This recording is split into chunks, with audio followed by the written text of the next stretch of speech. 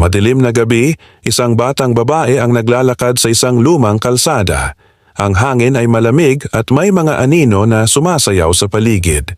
Sa kanyang likuran, narinig niya ang mahinang boses na tinatawag ang kanyang pangalan. Lara! Lara! Ang boses ay tila nagmumula sa isang abandonadong bahay na puno ng mga sirang bintana at lumang pader. Habang papalapit siya, ang mga ilaw ng buwan ay nagbigay liwanag sa isang lumang laruan na nakahiga sa lupa. Bigla, may narinig siyang mga yapak na sumusunod sa kanya. Ang kanyang puso ay bumibilis, ngunit sa kabila ng takot, nagpasya siyang pumasok sa bahay. Sa loob, ang mga dingding ay may mga lumang larawan ng mga tao na may malungkot na mga mukha. Habang siya ay nag-iimbestiga, biglang nagdilim ang paligid at ang mga bintana ay nagsimulang mag-iba ng anyo.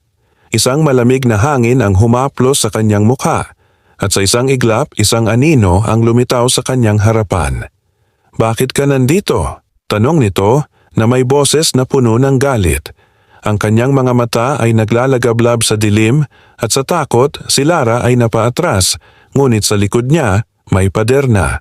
Wala nang takasan.